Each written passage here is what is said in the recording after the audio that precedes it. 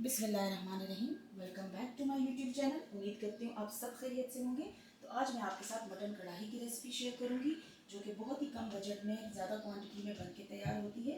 मेरी फैमिली की तो ये मोस्ट फेवरेट रेसिपी है। स्पेशली मेरे हस्बैंड हमेशा मुझसे ये फरमाइश करके बनवाते हैं। तो अगर आपने भी इस रेसिपी को देखना है कि ये किस तरह से बनती है, तो वीडियो को अंत तक लाजमी देखिएगा। और मैं यकीन से कह सकती हूँ कि अगर आपने इस तरीके से मटन कढ़ाई की रेसिपी बना ली तो आप रेस्टोरेंट की कढ़ाई खाना भूल जाएंगे। तो चलें विदाउट एनी फर्दर अड्यू अपनी रेसिपी को स्टार्ट कर लेते हैं।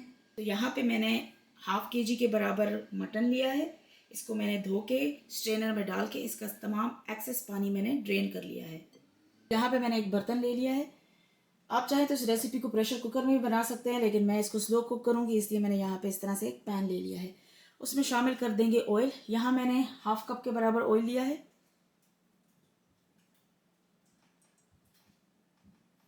यहाँ पे मैं प्याज इसमें शामिल कर दूंगी।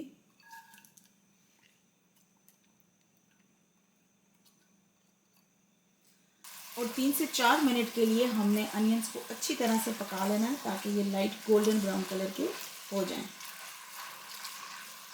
और फ्लेम आपने लो टू मीडियम रखनी है। तो यहाँ पे 2 मिनट गुजर चुके हैं प्याज को पकते हुए। ये देखें हल्के से ये ट्रांसलूसेंट हो गए हैं। अब मज़ीद 2 से 2.5 मिनट मैंने पका लूँगी, ताकि ये लाइट गोल्डन ब्राउन के हो जाएं। और फिर इसमें हम मीट ऐड कर देंगे। तो प्याज हमारे अच्छी तरह से गोल्डन ब्राउन हो चुके हैं। अब यहाँ पे इसमें मीट शामिल कर देंगे।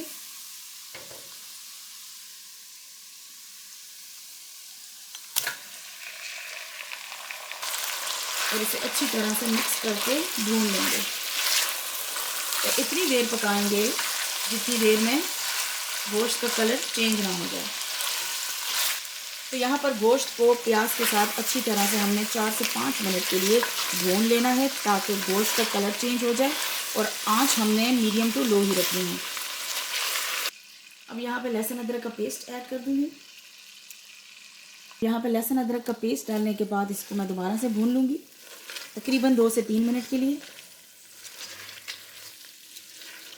तो साथ ही में इसमें मैं ऐड कर दूँगी नमक। और नमक डालने के बाद इसको इतनी देर पका लेना है कि इसमें से अच्छे सी खुशबू आने लगे और मटन का कलर भी चेंज हो जाए, और मटन का जितना पानी भी मटन से निकलेगा वो भी खुश्क हो जाए। तो इस तरह से जब हम मटन को ऑयल के साथ फ्राई करेंगे तो मटन कढ़ाई का टेस्ट और फ्लेवर बहुत ही कमाल का आएगा। तो ये देखिए हमारा मटन अच्छी तरह से भून चुका है, इसका कलर भी चेंज हो चुका है और खुशबू भी बहुत मज़े की आ रही है। तो अब इसको गलाने के लिए इसमें मैं पानी शामिल कर दूंगी। तकरीबन यहाँ पे मैंने 2 कप के बराबर पानी लिया है, तो मैं इसमें शामिल कर दूंगी। तो अगर आपके गोश्त की क्वांटिटी ज़्यादा है तो आप उस हिसाब से पानी भी एडजस्ट कर लीजिएगा। तो मैंने जो गोश्त लिया उस हिसाब से मैंने 2 कप इसमें शामिल किए हैं पानी के। तो अब इसके उबाल आने का वेट करेंगे, जो कि तकरीबन 2 से 3 मिनट में आ जाएगा। उसके बाद ढक्कन दे के इसको हम लो टू मीडियम आंच पे 40 से 45 मिनट के लिए पका लेंगे, ताकि गोश्त अच्छी तरह से गल जाए और टेंडर हो जाए। तो ये देखें गोश्त को हमारा अच्छी तरह से उबाल आ चुका है। अब यहाँ पे इसको ढक के मैं 40 से 45 मिनट के लिए पका लूँगी, ताकि गोश्त अच्छे से गल जाए।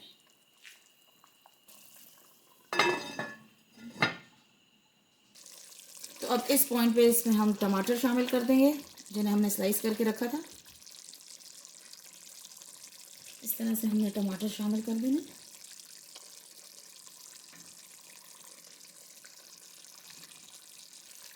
अब यहाँ पे जो मटन की यखनी है उससे हमारे टमाटर जो हैं वो बहुत ही अच्छी तरह से गल जाएंगे और छिलका इसके ऊपर से उतारना हमारे लिए इजी हो जाएगा। तो यहाँ पे लो फ्लेम पे मैं टमाटरों को तकरीबन 2 से 3 मिनट के लिए पका लूँगी, ताकि टमाटर हमारे अच्छी तरह से सॉफ्ट हो जाएं और इनके ऊपर जो छिलका है वो भी आसानी से निकल जाए।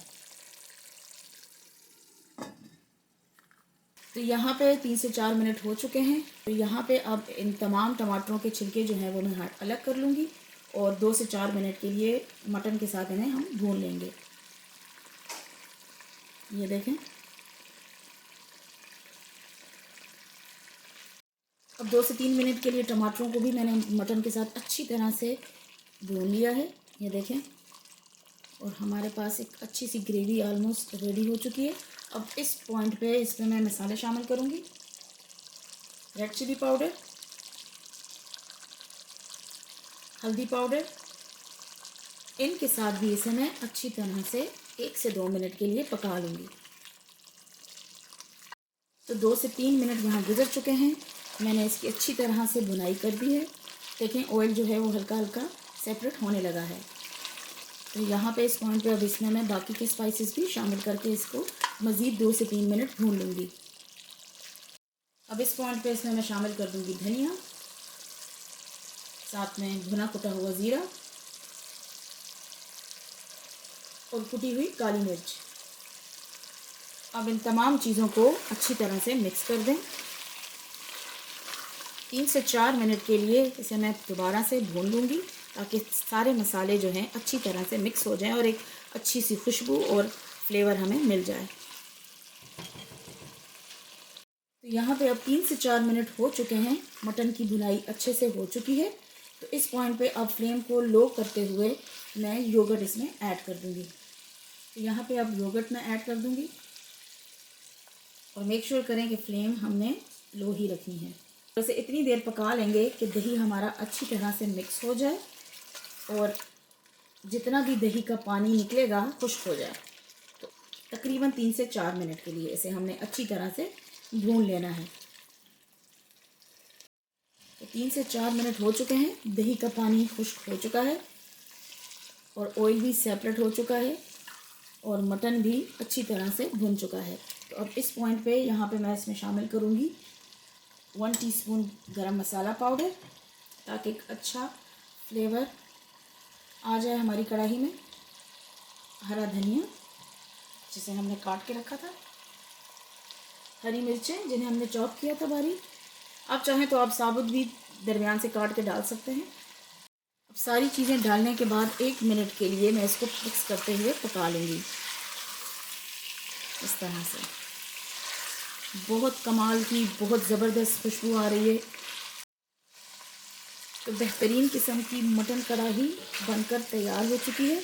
देखा आपने कम बजट में और कम मसालों के साथ ज़्यादा क्वांटिटी में कितनी ज़बरदस्त मटन कढ़ाई घर पर ही बनकर तैयार की जा सकती है। तो आप लोग भी इस रेसिपी को ज़रूर ट्राई कीजिएगा।